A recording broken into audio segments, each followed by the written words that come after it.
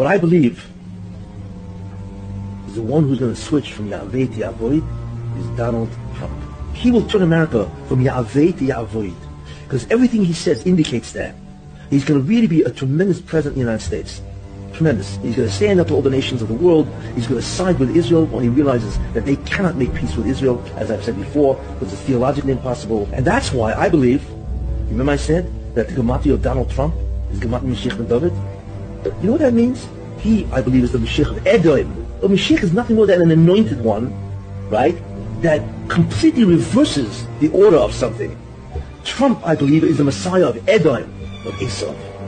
And therefore, he will take them from Yahweh to Yahweh, from someone who afflicts Israel to someone who will assist them. And believe me, he's going to be fabulous with the Jewish people. We will not rest until the horrible and vile ideology of anti-Semitism has been defeated and destroyed. For this reason, I recently signed an executive order to restrict federal funding to any college or university that spreads, supports, or promotes anti-Semitic prejudice in any form. President Trump's right ear was grazed in a symbolic gesture of Exodus 21:6, where the Torah states that a servant who wants to remain with his master needs to have his right ear pierced. Trump was designated as God's servant and anointed one, just like Cyrus the Great almost 2,400 years ago.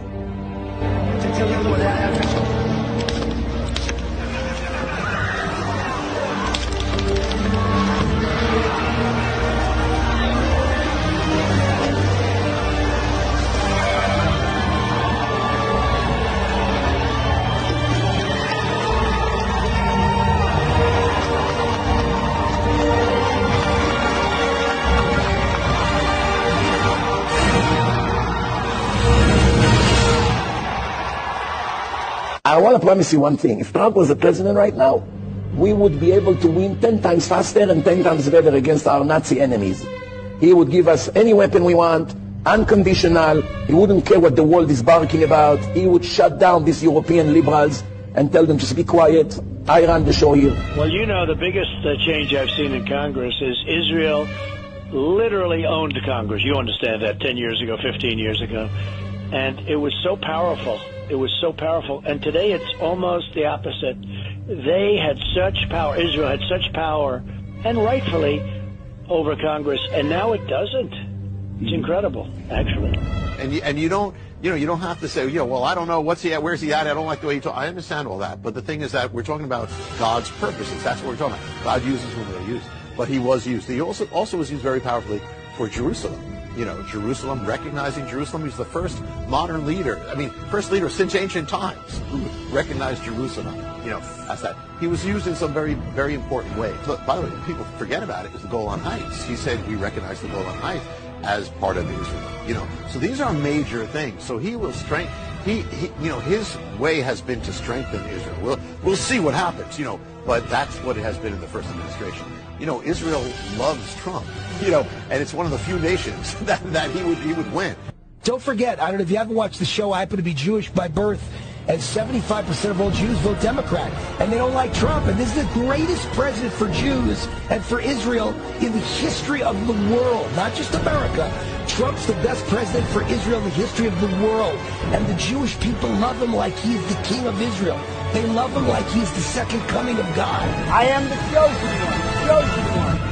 What I believe is that, this is a quote from him, he says, what I believe is that the one who is going to switch from Esau, from persecuting the Jews, to Esau, who is serving the Jews, is Donald Trump. Rabbi Kessin claims he is going to purify Edom. So the Yeshiva feels that everyone should vote for Donald Trump. That's 100%. Every year, every go.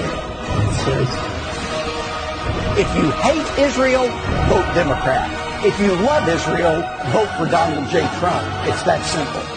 President Donald Trump was the first American president who stood up in defiance to the entrenched and endemic anti-Israel attitude of all previous U.S. administrations towards our presence in the Holy Land.